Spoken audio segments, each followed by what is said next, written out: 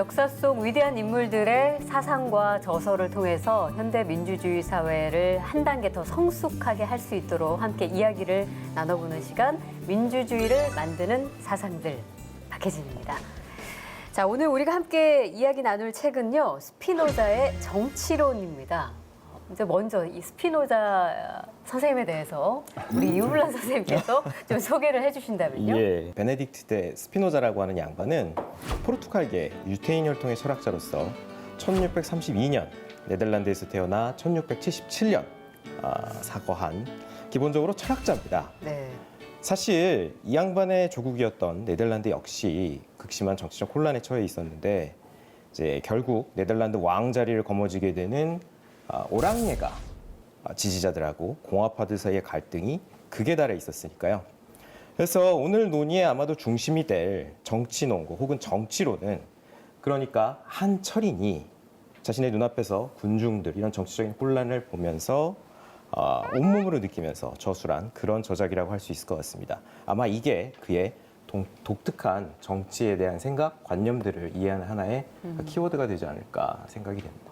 스피노자는 사실 많은 명언, 어록 같은 것들을 남겨서 대중에게 좀 익숙한 철학자이지 않을까 싶은데 가장 대표적인 것은 내일 지구가 멸망해도 나는 오늘 한 그루의 사과나무를 심겠다. 이게 스피노자의 명언이 아니라는 소문이 있습니다. 팩트 체크해 주시죠. 예, 팩트 체크해드리면 스피노자는 어디에서도 이런 말을 한 적이 없습니다. 그럼 어떻게 이렇게 더 놀라운 것은요, 네. 전 세계에서 대한민국 사람만 그렇게 알고 있습니다. 그런가요? 왜 그렇게 된 거예요? 신문을 찾아보면 한 1960년대에 어느 신문에 누군가 칼럼을 쓰면서 그런 표현을 썼는데요. 그 사람은 뭘 보고 했는지는 모르겠어요. 예. 그래서- 거기서부터 시작된 거예요? 누가 이런 말을 했을지 모르겠는데 오해일 가능성이 굉장히 높습니다. 이 말을 독일 사람들은 마틴 루터가 했다고 알고 있고요. 예. 그러나 마틴 루터도 글로 그런 표현을 쓴 적은 없습니다. 그러니까 이게 구전설화한 거죠. 그럼 이거 누가 얘기한 거예요? 모르겠습니다.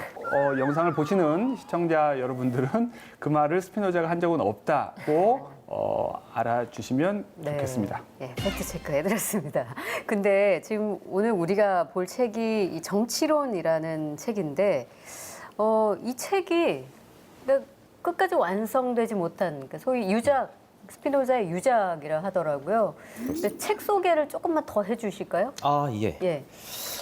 방금 말씀 주신 이 정치론고라고 하는 책이 스피노자에 대한 오늘 우리 대화의 이제 주된 플랫폼이 되지 않을까 싶은데요. 사실 이 책은 그의 앞선 주된 저작들인 율리아 혹은 신학 정치 논고 이래의 여러 가지 고찰들에 입각한 만큼 굉장히 이 역시 복잡한 이제 논의들이 담겨 있는 것 같습니다. 그런지라 오늘 강연, 즉 민주주의를 만드는 사상들과 관련된 내용으로만 국한시켜서 본다면 특히 국가의 형태 비교 부분이 주목할 만하지 않을까 싶습니다. 아주 거칠게 뭉뚱그려 보자면 기본적으로 스피노자 같은 경우에는 국가의 세 가지 형태, 그러니까 군주정, 귀족정, 민주정에 관해서 고찰을 해본 뒤에 제각기 나름의 합리성을 갖고 있고, 하지만 그래도 민주정 쪽이 사람들의 본성을 가장 폭넓게 실현시킬 수 있는 그런 정체로 여긴 듯 싶습니다. 다만 본 저작은 실은 스피노자가 가족력으로 아마 폐병이 있었던 것 같아요. 혹은 일설에 따르면은 산업재, 그러니까 평생 렌즈 깎는 일을 생업으로 맞아. 삼았잖아요. 밥벌이는 또 렌즈 세공으로 했다고 그러죠. 근데 이제 그 네. 유리 분진 때문에 명을 재촉했다라는 얘기도 있는데 잘 모르겠습니다. 거기에 대해서 또 팩트 체크 좀 일단 부탁을 드리고 싶고요. 네. 여하튼 그래서 비교적 이른 40대 중반에 요절을 하면서 미완성으로 남은 유작입니다. 그래서 그의 정치론, 특히 이제 오늘 우리의 주된 관심이라 할 수 있는 민주정 관련 논의에 대해서는 아까 제가 언급드렸던 다른 앞선 저작들과의 비교 내지는 그걸 염두에 두고 이해할 필요가 있어서 그 부분에서 좀 오늘 공진서 선생님께서 여러 가지로 깨우치심을 주셨으면 좋겠습니다. 네, 잘 기억해 두세요, 교수님. 네, 알겠습니다. 오늘 좀 강연 듣기 전에 우리 박진희 학생은 정치론 보면서 읽었던 느꼈던 소감 이런 게 있을까요? 사실 저는 정치외교학을 공부하고 있는 학생임에도 불구하고 스피노자의 정치 사상은 조금 생소했던 것 같아요.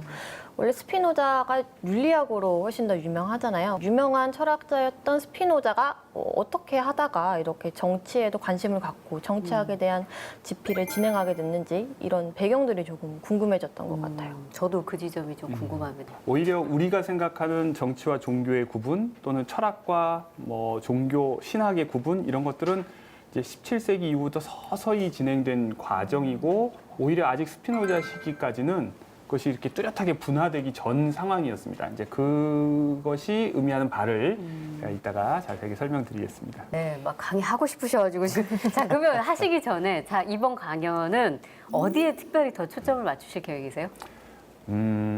특히 이제 오늘은 스피노자를 철학자로 다루는 것이 아니라 네. 정치학자로 다루는 거기 때문에요. 스피노자가 생각한 시민의 자유와 민주주의의 내용에 대해서 네. 초점을 맞춰서 강의를 하겠습니다. 네, 바로 강연 청해 들어볼까요? 부탁드리겠습니다.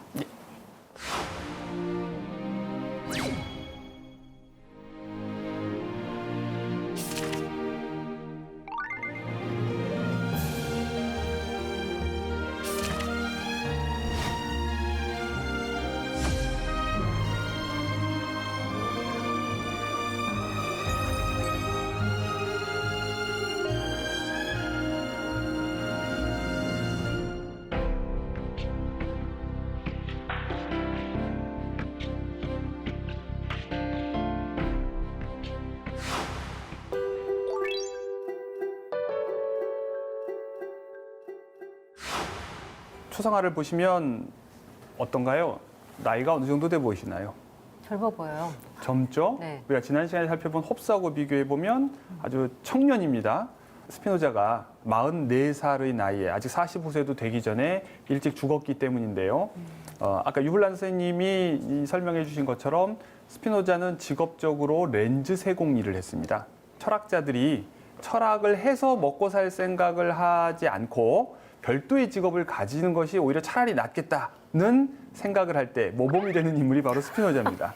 스피노자는 가르치는 것을 통해서 돈을 벌거나 하지 않고 오히려 그것은 돈에 의존하면 학문의 자유를 침해받을 수 있기 때문에 오히려 가감하게 하이델베르크 대학에서 교수직 제안이 왔는데 거절을 할 정도로 원칙적으로 굉장히 철저한 입장을 유지했고요.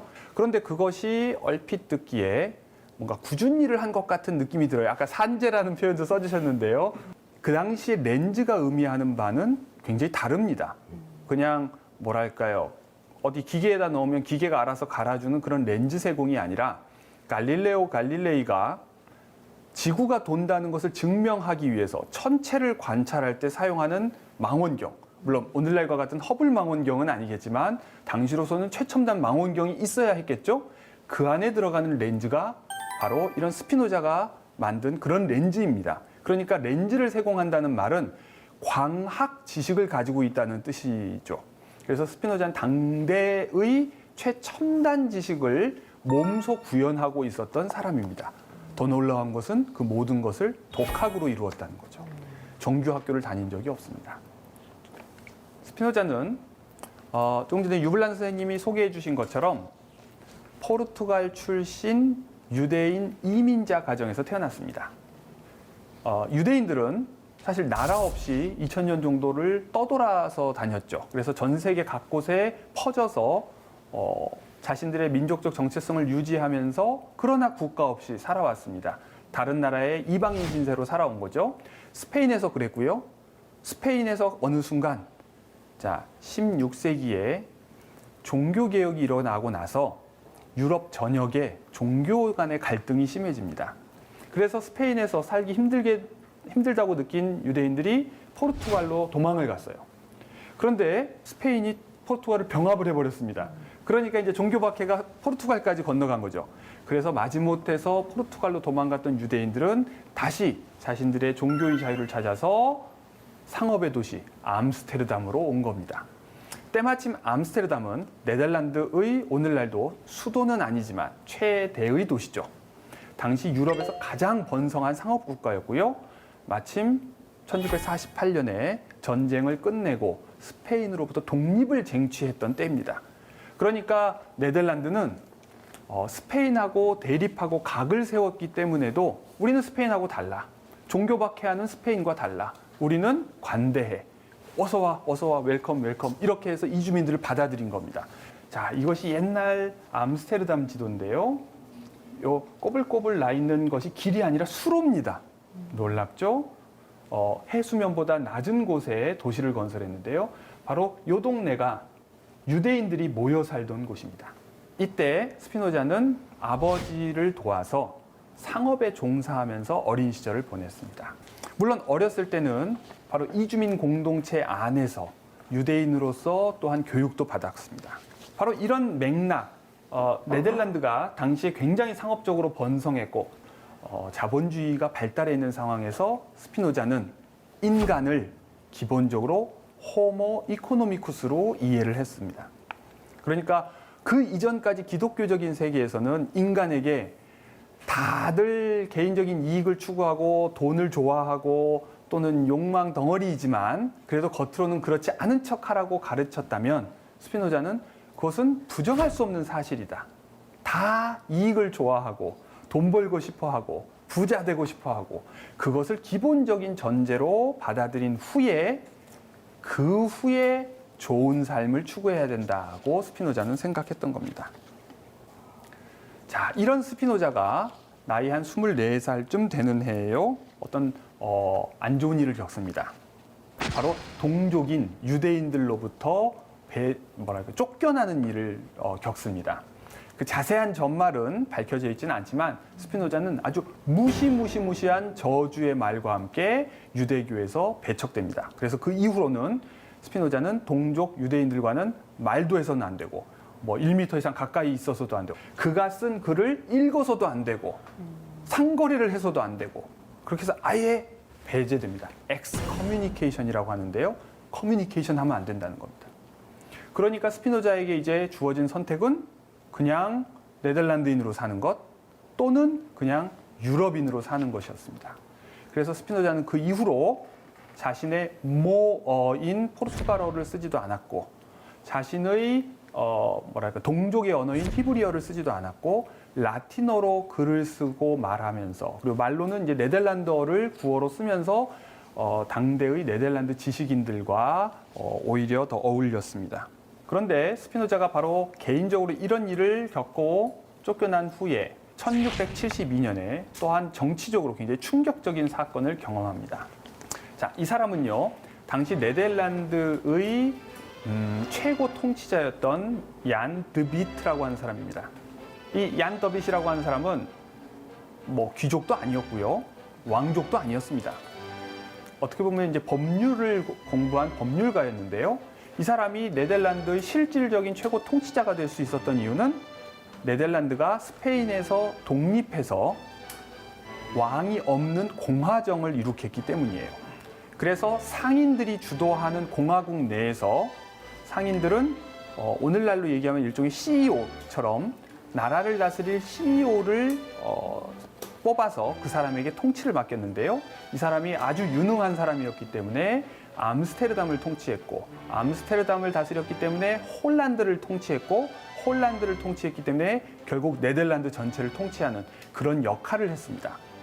그런데 1672년 시점에 네덜란드에는 정치적인 격변이 일어납니다. 누구냐면 칼빈주의자들이었습니다. 네덜란드의 주류 신교도들이었죠. 이 사람들이 독립전쟁을 주도했던 오렌지 가문, 오란예 가문의 공작을 옹립해서 마치 종교적인 국가를 만들려고 종교가 지배하는 신이 다스리는 나라를 만들려는 그런 움직임을 보였습니다.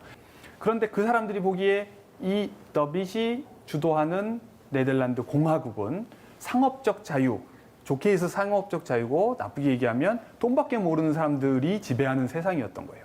때마침 네덜란드의 국력이 강해지면 강해질수록 주변 나라들로부터 자꾸 견제를 받기 시작을 했는데요. 바다 건너서는 영국이 공격해오고요. 붙어있는 이웃 나라인 프랑스에서도 자꾸 군사적으로 공격해오고요. 그리고 독일 땅에서도 이곳저곳에서 또 과거에 식민 지배했던 스페인에서도 곳곳에서 네덜란드를 못 살게 굴었습니다. 그래서 결국 스페인과의 전쟁에서 패하자 성난 군중들이 정치적 책임을 물어서 바로 이 더빗을 린치를 한 겁니다. 헤이그에 있는 대로변에서 이 사람이 지나가는 걸 폭력적으로 린치를 가해서 죽이고 그 사람의 시신을 이렇게 나무에 매달아서 전시할 정도로. 그래서 스피노자는 바로 이 네덜란드 공화주의자들과 훨씬 더 가까운 관계에 있었기 때문에 바로 이 사건을 두고 야만의 극치다, 최악의 야만인들 하고 흥분하고 분노했다고 합니다. 바로 이런 배경 속에서 등장한 것이 오늘 제가 설명하려는 스피노자의 정치론이라고 하는 책입니다.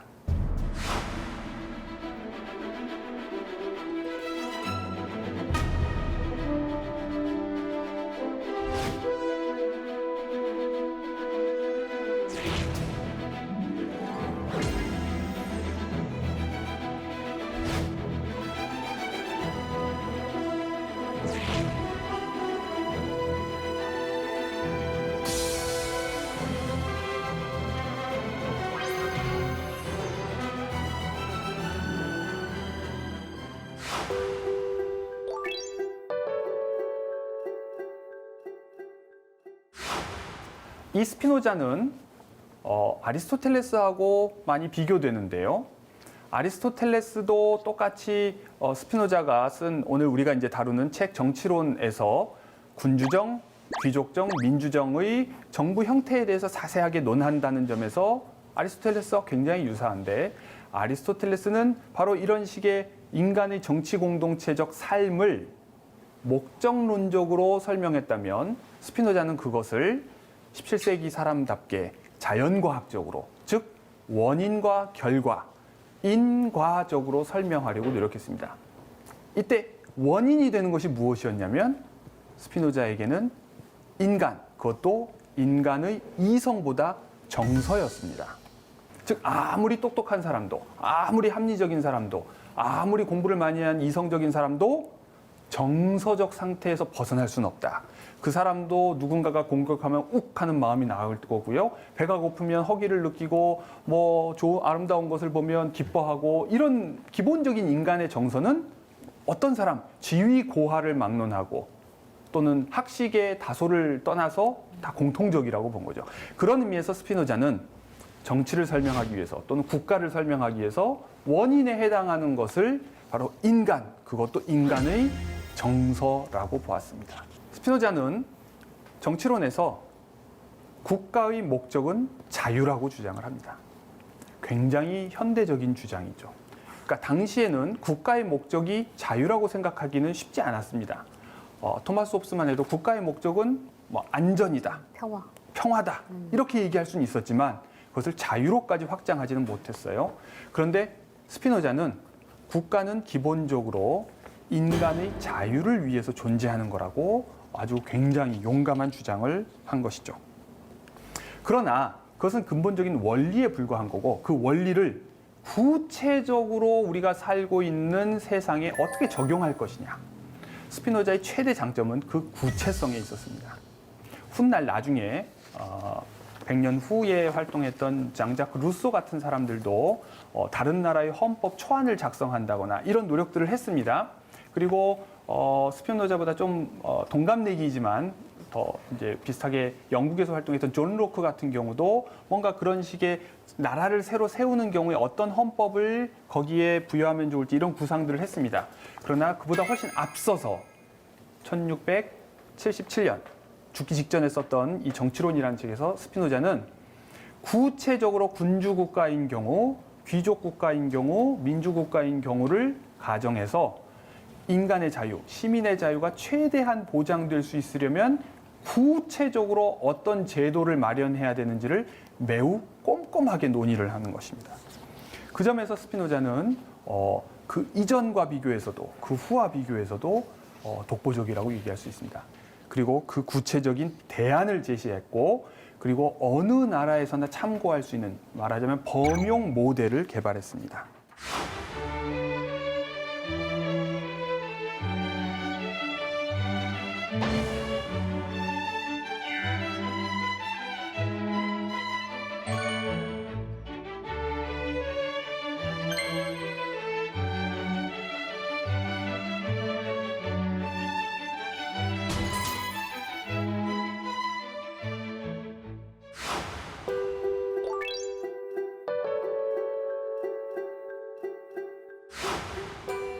그래서 먼저 군주국가에 대한 이야기를 했는데요. 아주 흥미로운 것은요.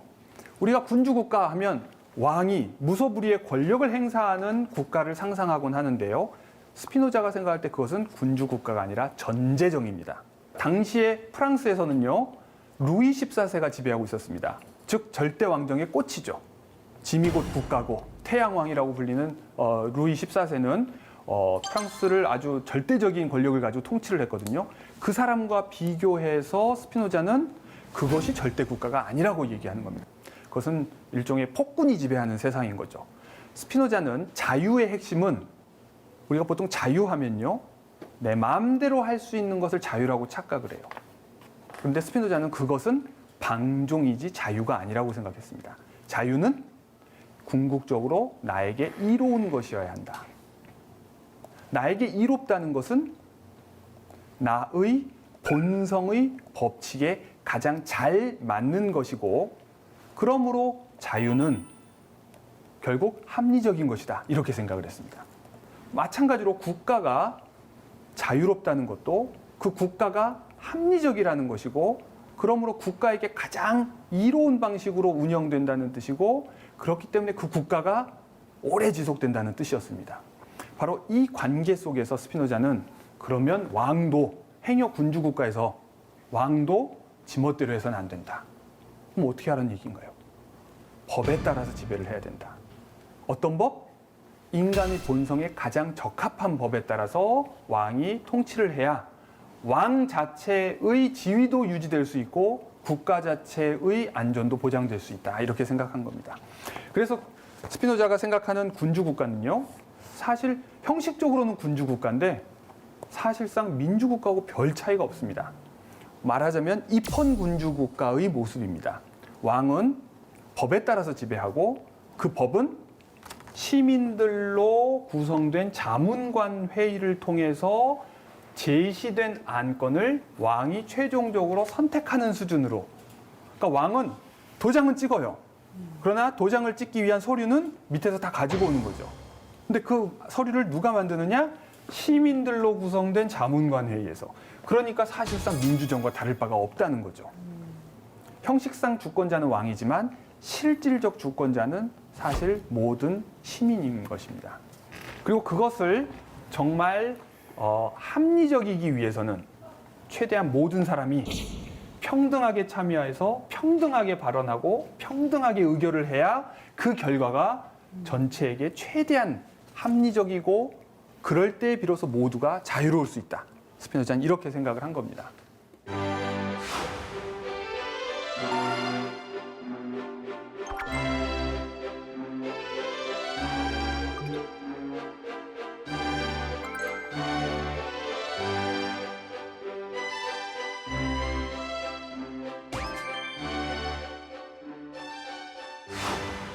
스피노자는 또한 귀족정에 대한 이야기를 하고 있는데요. 스피노자가 생각하는 귀족 국가는 당시 네덜란드 또는 이탈리아 북부에 있는 도시국가들이 모델이었습니다. 이탈리아 도시국가 공화국들, 피렌체라든지 또는 베네치아라든지 이런 도시국가들이 귀족 국가죠. 그리고 네덜란드, 스피노자가 살고 있는 네덜란드도 스피노자가 보기엔 귀족 국가입니다. 귀족 국가의 핵심은 뭐냐면 통치자가 일단 한 명이 아니라 소수인데 귀족 국가의 원리는 바로 자기 선발이라는 겁니다. 그런 의미에서 공화정도 스피노자가 보기에는 귀족 국가였는데요. 그 귀족 국가가 자유로우려면 또는 안정적이려면 결국 귀족이 아닌 사람들과의 관계 속에서 귀족들이 더 강해야 된다고 생각했습니다. 국가를 운영할 때 그것이 합리적인 결정에 좀 더 가까워질 수 있다 이렇게 생각했습니다. 그러나 평민들이 원천적으로 아예 원천적으로 배제된다면, 즉 귀족이 될 가능성이 아예 없다면 평민들은 불만이 쌓이겠죠. 왜 나는 맨날 지배만 받아야 돼? 왕후 장상의 씨가 따로 있나? 뭐 이런 생각을 하게 된다면 언젠가는 반란이 일어날 수도 있어요. 아무리 귀족이 수가 많더라도. 그렇기 때문에 스피노자는 평민들이 귀족이 될 수 있는 가능성을 열어둬야 된다는 거예요. 그러면 평민들도 귀족이 되고 싶은 가능성이 열려 있다면 희망을 가지고 덕스럽게 살려고 노력하겠죠. 바로 이 정서적 욕망을 이용하는 이 메커니즘을 스피노자는 정치에 삽입하고 있는 겁니다. 그렇게 해서 또한 귀족 국가가 귀족들이 지배하는 사회이지만 아주 놀랍게도 오히려 존 로크나 훗날 몽테스키에가 이야기하는 권력 분립론을 먼저 예비합니다. 바로 이 귀족들이 다스리는 이 최고회의가 어떻게 보면 상호 견제하에 있어야 된다고 생각했습니다. 그래서 행정을 담당하는 원로회의 그리고 사법적인 지배를 하는 법원이 나누어져 있어야 동시에 귀족들이 평민들 위해서 폭압적으로 또는 억압적으로 지배하지 않을 수 있다고 봤습니다. 그리고 이 법원, 최고회의, 원로회의를 또한 감시하는, 즉 법대로 지배하는지 감시하는 또 하나의 어떻게 보면 공직자들의 비리 여부를 늘 지켜보는 이런 감찰관 회의를 또한 둬서 언제나 귀족 국가가 법에 입각해서 운영될 수 있도록 장치를 마련했습니다. 오늘날의 감사원 같은 그런 존재. 그렇죠. 감사원과 같은 그런 기구를 둬서 권력은 언제나 견제되어야 되고 나누어져야 하고 감시되지 않으면 부패할 수 있다. 그리고 그 부패하지 않을 수 있는 가능성을 개인에게 덕을 발휘하라거나 훌륭하게 살으라거나 또는 공직자의 윤리를 스스로 잘 되새기면 된다 이렇게 막연하게 주장하는 것이 아니라 그렇게 하지 않을 수 없도록 하는 장치를 마련한 것이죠. 지금까지 알고 있었던 군주정이나 이 귀족국가하고의 개념과 상당히 다른 아주 것 다르죠. 같아요. 네. 예.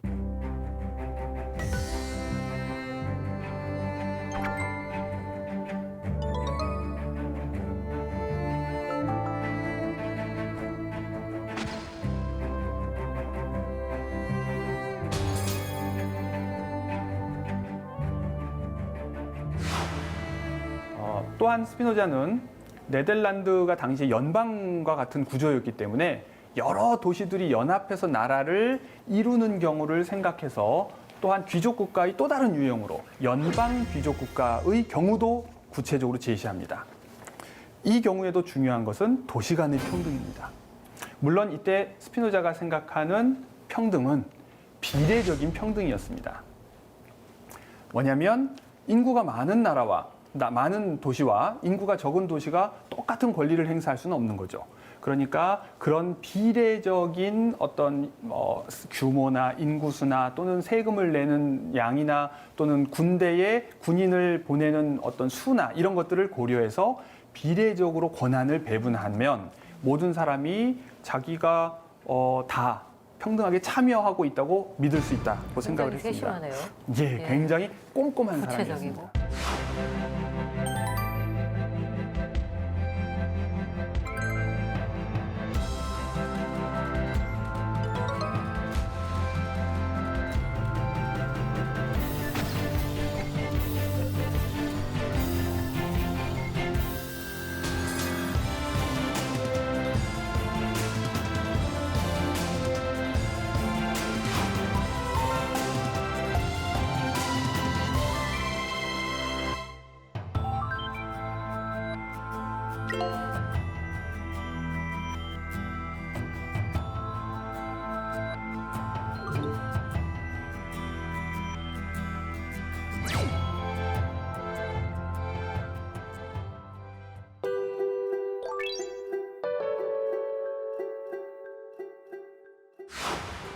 스피노자가 생각한 민주정은 어떤 모습이었을까요?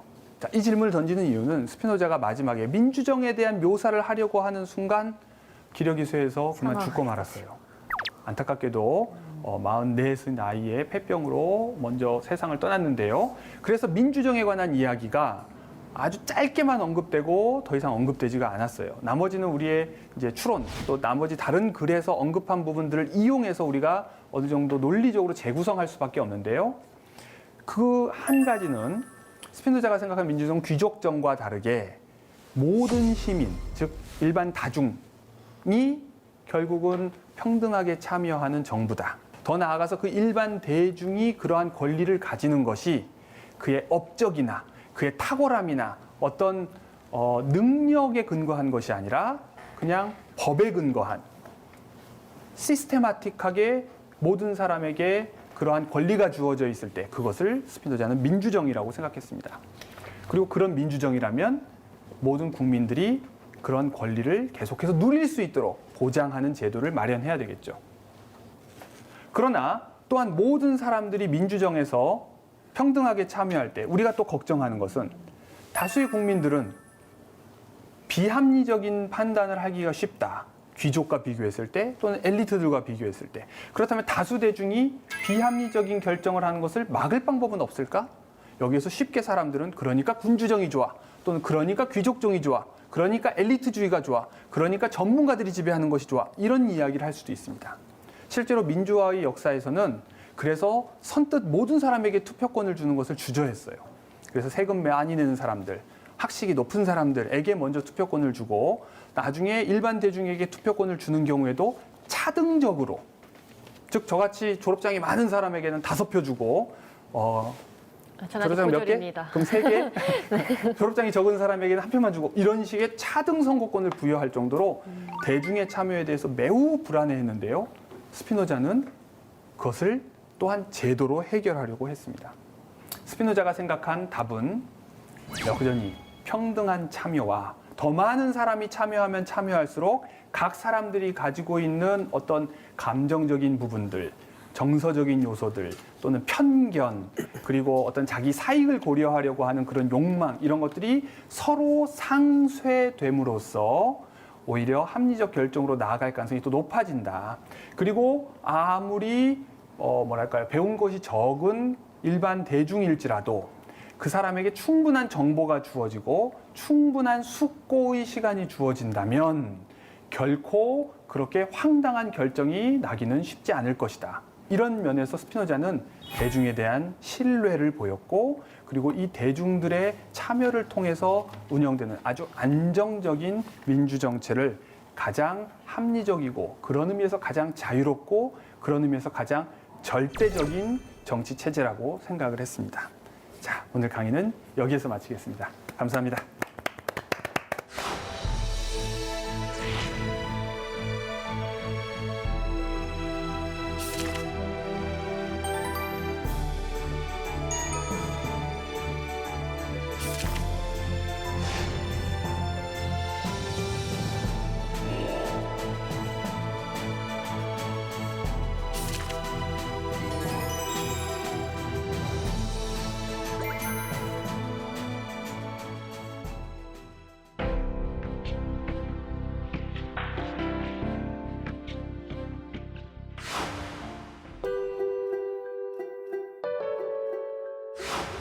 강연 잘 들었습니다.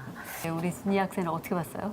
저는 일단 강연을 듣기 전에 혼자서 책을 읽었을 때는 참 스피노자의 인간과 그리고 대중에 대한 통찰이 뛰어나다는 생각을 하면서도 이렇게까지 말해도 되나 싶을 정도로 되게 신랄하고 좀 날카로운 문장들이 많았던 것 같아요. 그런 평민의 마음을 살짝 이용해가지고 내가 귀족이 될 수 있지 않을까 이런 테크닉들이 쉽지 않은데 이런 느낌을 들게 했던 것 같아요. 근데 이제 교수님의 강연을 들으면서 이런 의문점들이 조금씩 해소가 되었던 것 같기도 합니다. 정확하게 지적한 것처럼 네. 바로 사람들의 심리적인 메커니즘을 일단 첫 번째로는 적나라하게 인정하고 있고 그것을 예를 들어 꾸짖거나 훈계해서 고치려고 한다거나 또는 어설픈 위로의 말로 이렇게 다독이려 한다거나 이런 것이 아니라 진짜 그 자체로 인정하면서 그것들을 오히려 이용하려고 한다는 점에서 한편으로는 근대적이고 또는 가치지향적이기보다는 매우 현실주의적이고 더 나아가서 그걸 이용해서 뭔가 다른 목적에 사용하니까 나쁜 것처럼 보이기까지 하는 겁니다. 그래서 전통적인 철학자들 입장에서는 스피노자는 거의 마키아벨리하고 비슷한 사람처럼 보이는 거예요. 그래서 스피노자도 마키아벨리를 좋아했고 마키아벨리를 긍정적으로 평가했겠지만 후대의 사람도 바로 스피노자가 그렇게 인간의 심리를 이용했다는 점에서 탁월한 것 같은데 또 이거 너무 비도덕적인 거 아니야 이런 생각이 드는 거죠. 스피노자가 생각하는 것은 그냥 심리의 메커니즘을 아주 적나라하게 직시하고 그렇게 직시하는 것이야말로 오히려 치료제다 이렇게 생각하는 겁니다. 우리가 그것을 자꾸 불편하게 생각하고 그걸 드러내고 이용하려고 하는 것을 터부시하면 오히려 문제는 해결될 수 없다고 스피노자는 생각을 했습니다. 사실 지금 이제 뭐랄까 이용이라고 하면 우리는 바로 불순한 쪽으로 맞아요. 생각이 기울 수밖에 없잖아요. 근데 생각해 보면 전통시대 유학자들이 읽었으면 굉장히 좋아했겠다 생각이 들었거든요. 이미 유학자들이 한 말입니까? 굉장히 사실은 비슷한 부분이 있어요. 예. 어떤 부분이냐면 이런 겁니다. 자, 이제 우리는 뭐 논어나 맹자 같은 책들을 읽으면 이제 고리타분한 얘기라고 생각하잖아요. 맨날 임금한테 이렇게 하소서, 네. 이렇게 덕을 베푸소서, 은혜를 베푸소서. 근데 왜 베풀어야 될까? 당신께서 끊임없이 덕을 베푸지 않으면 저 백성들이 언제 당신에게서 떠나서 마치 바람이 불면 풀이 바람이 불어오는 반대편으로 드러눕듯이 드러누울 수 있다. 굉장히 현실적인 사실은 얘기였던 겁니다. 민심이 떠나갈 수 있다. 이런 그러네요. 민심이 어느 쪽으로든 언제든 음. 심지어 당신이 맹자에 보면 요만큼의 덕을 베풀었다고 해서 백성들이 잠깐 누웠다고 하더라도 그렇게 누운 채로 있지 않는다는 거죠. 저 옆에서 더 강렬한 훈풍이 불면 그쪽으로 언제든지 들어 누울 수 있기 때문에 당신은 항상 은혜, 덕을 베풀어야 된다는 얘기가 사실 요지거든요. 이용이라는 친구를 나쁘게만 보지 않아도 네, 네. 충분히 납득할 수 있지 않을까. 근대인이시네요. 스피노자 이야기를 뭐 꽤 하고 있는데 17세기 초반에 이 민주정에 관한 이야기를 했다는 것 자체가 일단 놀라운데 왜 한동안 주목을 받지 못하다가 지금 현대에 이르러서 현대 사회에서 스피노자를 주목하게 되는 걸까요? 스피노자는 말씀하신 것처럼 한동안은 한 100년 넘게 이단적인 사상가 또는 뭐랄까 무신론자로 낙인이 찍혀서 배척받았습니다. 일단 유대인들이 공식적으로 읽어서는 안 되고 관심 가져서는 안 되고 그러니까 도외시했었고요. 그리고 뭐랄까요 여전히 19세기까지만 해도 그런 식의 사람들의 평등이라든지 시민의 자유라든지 민주정이라든지 이런 걸 이야기하는 것은 쉽지 않았기 때문에도 스피노자가 각광받기는 어려웠습니다. 네. 그런데 이제 우회로가 있었는데요. 독일에서 스피노자가 오히려 종교적인 이유로 즉 스피노자 하면 보통 이제 범신론자라는 이제 꼬리표가 따라다니는데 이제 이게 뭐 정확한 이해인지는 논란이 있지만 바로 그런 이유로 독일의 낭만주의자들이 스피노자에 관심을 보이면서 뒤늦게서야 유럽에서 스피노자가 인기 있게 되었고 그리고 오늘날 20세기에는 이제 유대인들도 스피노자와 화해를 한 겁니다. 그래서 이제 스피노자도 우리 형제로 받아주자. 그래서 요즘 전 세계 어디에나 유대인 박물관에 가보면 스피노자의 그림이 있죠. 이제 스피노자도 유대인이다. 이렇게 인정해 줄 정도. 그러다 보니까 유대인 학자들이 더 열심히 연구를 해서 오히려 스피노자가 더 요즘 조명받는 그런 뭐 이렇게 뒤늦은 유행 붐이 일었다고나 할까요? 그렇다면 사실 지금 이 민주정에 대한 부분은 채 완성하지 못한 채 사박을 한 거기 때문에 만일 지금 현대 한국 사회, 한국 민주주의 사회를 스피노자의 시선으로 비추어 봤을 때 많은 스피노자가 민주정에 대해서 뭐라고 서술할 아마 그 보관이 다 있었을 겁니다. 평가를 어떻게 내릴까요? 깜짝 놀랄 것 같습니다. 내가 하고 싶었지만 미처 쓰지 못한 말을 이미 다 하고 있네 이런 생각이 들지도 몰라요. 네. 뭐냐면 스피노자가 아까 말씀드렸다시피 군주정도 민주정적으로 운영하려고 했고 귀족정도 민주정으로 운영해야 된다고 생각했다. 그리고 구체적인 제도들을 제시했는데 그중에 눈에 띄는 것들이 뭐냐면요. 의회의 구성원들을 3분의 1씩 나눠서 순차적으로 교체하는 겁니다. 이건 미국의 상원이 이미 채택하고 있는 제도입니다. 네. 그러니까 스피노자의 사상이 바다 건너 미국으로 건너가서 상원에 제도적으로 안착을 했죠. 저는 또 이런 부분도 약간 궁금해지는 것 같아요. 국가의 영속성을 이제 보장을 해야 한다라는 구절이 있었는데, 근데 이게 사실 현대 사회에 들어서는 글로벌화 이후에는 국가 간의 경계가 조금씩 모호해지고 있잖아요. 이러한 시점에서 바라봤을 때 이런 뭐 최고 권력이나 아니면 국가 조직에 대한 이런 이론들이 어떤 의미를 가지고 있을지 한번 생각을 해봐야 할 것 같아요. 매우 아주 중요한 지적을 하셨는데요.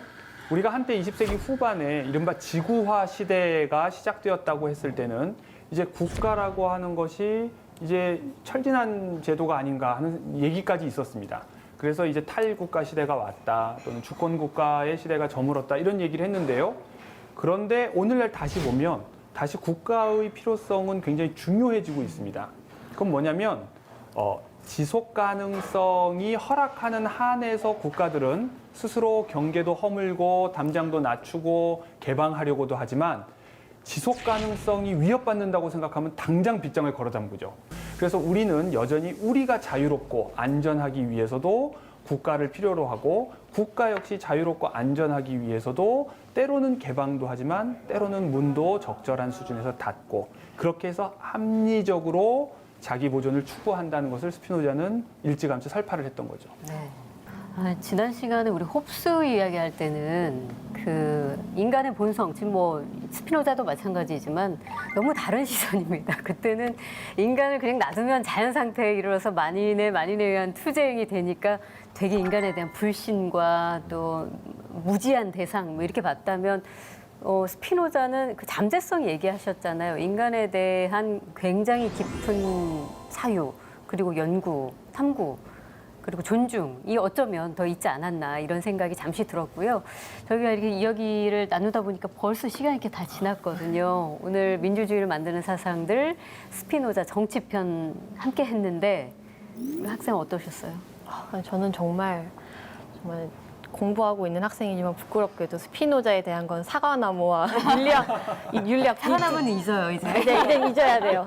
이렇게 두 가지밖에 몰랐는데 이렇게 스피노자의 정치론에 대해서 또 들어보고 이런 정치 체제에 대해서 공부를 해나가 보니까 정말 흥미로운 학자였던 것 같습니다. 네. 앞으로 더 많은 저서들을 읽어보고 싶네요. 네. 유블란 선생님은요? 저는 오늘 이제 공정 선생님께서 설명해 주시는 내용들을 들으면서 정치론고가 미완성으로 끝난 게 참으로 통탄할 만한 일입니다.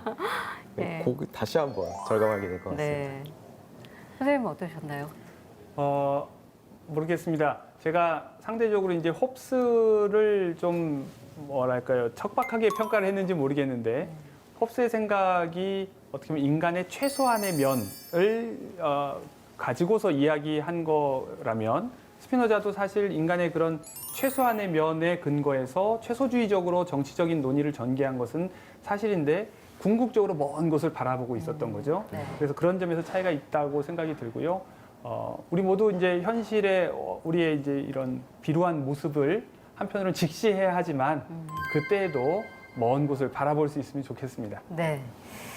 자, 스피노자가 생각하는 민주주의는 어떤 완성된 통치 체제가 아니라 발전해서 나아가는 민주화의 과정이 아닐까 이런 생각이 들었습니다. 그러니까 진정한 민주주의 국가의 그 권력과 힘은 시민에게 있다는 사실을 잊지 않고 시민이 깨어있는 그런 민주주의가 더욱더 성숙하고 또 발전하는 그런 계기가 되기를 기대해 보겠습니다.